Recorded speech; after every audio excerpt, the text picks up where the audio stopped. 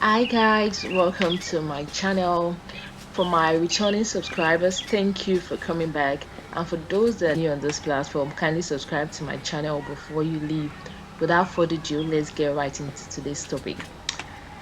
10 years old comedian Little Emmanuella built a beautiful bungalow house for her mother as a Christmas gift. I'm sure her mom is so proud of her. And now, Madam Kemi Olunloyo has just popped out a question asking for the source of her income using building the house. We all know Emmanuela is a comedian, so I see no reason why she's asking such a question. But I don't understand Kemi Olunloyo. That left to her. Former Ghanaian President Jerry John Rawlings dies aged 73. He was said to have died of COVID-19, but the family actually said he didn't die of COVID-19 and that he actually died after a brief illness. That was the man that actually reformed Ghana and that wiped away all the corrupt leaders. I'll leave you with a video for you to watch to have more understanding of what I'm saying. Secondo lei l'Africa paga un caro prezzo sugli errori delle grandi potenze? We end up with injustice, we end up with corruption, we end up with poverty, we end up with the worst possible things. We end up with the image. I don't have to tell you the image that you have in Africa. I don't have to tell you. Listen, when I was in office as an Air Force pilot, I went to school and trained in the cities. When I became an Air Force pilot, I had the opportunity to travel around the country. That's when I saw there is a big difference between those of us living in the cities and the mass people who feed us living in the rural areas. My brother, you listen to me carefully. The water they drink in those rural areas is such that the water you use to flush your toilet, the water we use to flush our toilet in the cities is much cleaner than the water they drink in the villages. No clinics, no hospitals, etc. No headache, no needles to even sew their clothes. That's when I began to see the parasitic relationship between our cities and this thing.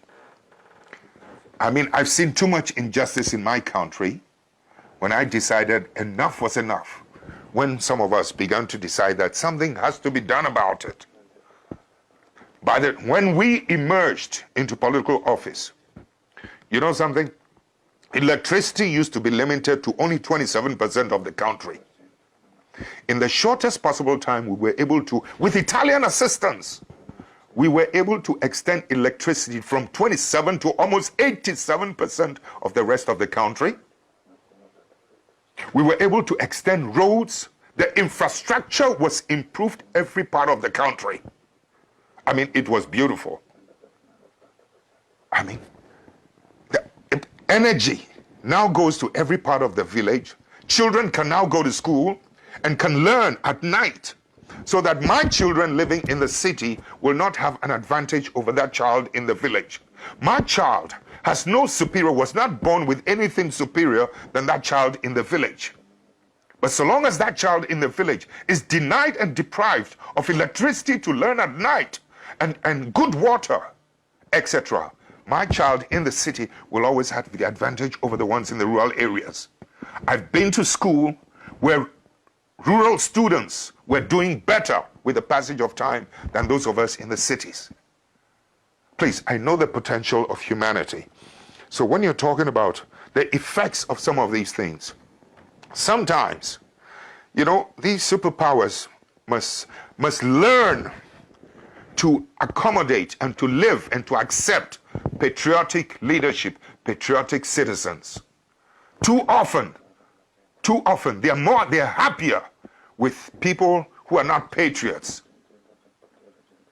But you in Europe, excuse me, don't get angry, you never seem to know the role that some of your bad businessmen, you have good businessmen, and I respect them, but some of your bad businessmen are always doing bad things on our continent, and it's our people who suffer.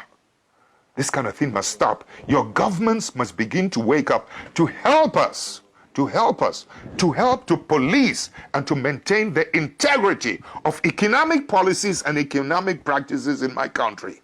Your country must help us to protect the judiciary in my country. Your country must help us to police and to monitor and to protect the political integrity in our continent. Kogi state government places levy on every loaf of bread. The Kogi state government has introduced a levy on every loaf of bread baked in the state. The State Ministry of Finance and Industry said the levy is aimed to improve the internally generated revenue. But really, let's come to think of it. Why place a levy on bread of all things? And all the money they've been generating from the states, are the community actually benefiting from it? Or what really are they doing with it? What substantial thing are they doing with it?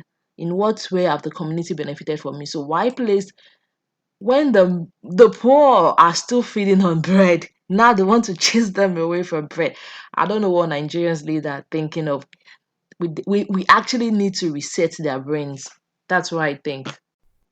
According to the cable, the Association of Master Bakers and Caterers of Nigeria, AMBCN, said on Thursday that the bakers are against the levy. They actually should be against the levy because the state is not actually benefiting from all the rubbish they're doing.